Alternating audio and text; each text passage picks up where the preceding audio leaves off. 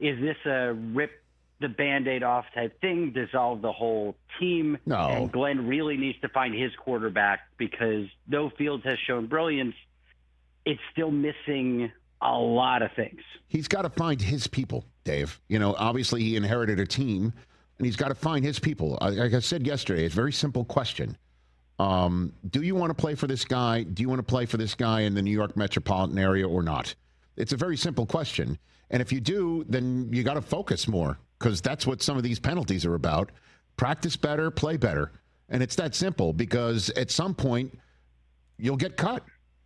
And in terms of how bad it is, if Glenn goes 0-5, he'll be the first New York Jet coach to ever start 0-5, Dave. But Tony Dungy started 0-5. I think Glenn actually mentioned that from his podium today, that he's reached out to Dungy.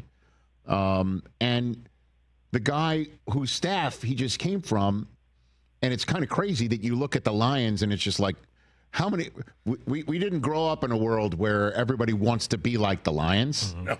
But Dan Campbell and Aaron Glenn with Dan Campbell started 0-10.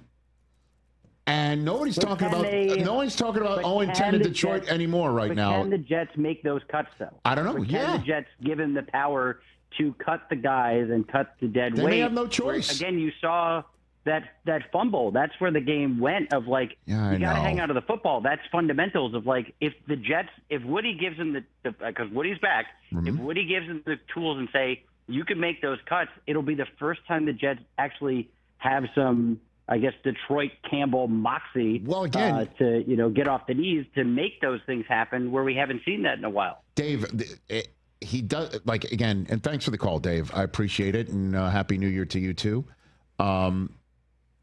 May you be etched in the book of life. I like that, Rich. Although mine is up in the air because I'll be working tomorrow. How do you work on Yom Kippur with your in-studio guest, Charlie Sheen? But that said,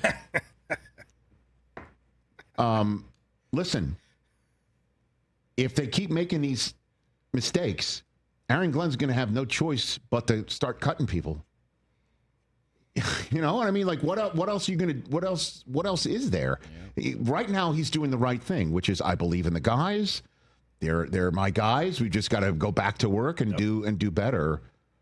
But I don't want to speak for the guy. I mean, he'll speak for himself. And in the meantime, if he's reaching out to Tony Dungy, that's not a bad resource. No. But again, Dan Campbell started. They were 0-10. How many people in Detroit are talking about 0-10 right now? Full Lutarski. I forgot that until you mentioned it. 0.0. Look it up. Yeah, I don't think I'm wrong about it. Dan Campbell's talking about, I'm here biting kneecaps and we're going to take it out. And then when we're done doing that, we're going to do, more Hannibal Lecter stuff. And everyone's like, okay, bud. We're going to have a great day today. That's what he's saying now. Not anymore. I'm thinking he could be coach of the year, and for good reason. Rich, they were 0-10-1. 0-10-1. Wow. Okay. 2021, yeah. They were I forgot that. 3-13-1 that year. So, Jets are maybe halfway to that. Tied the Steelers. They got too many talented guys. I am confident that, they'll do their best to figure it out. Hey, you made it all the way to the end. Thanks for that. Check us out every single day streaming live on Disney Plus and the ESPN app 12 to 3 Eastern.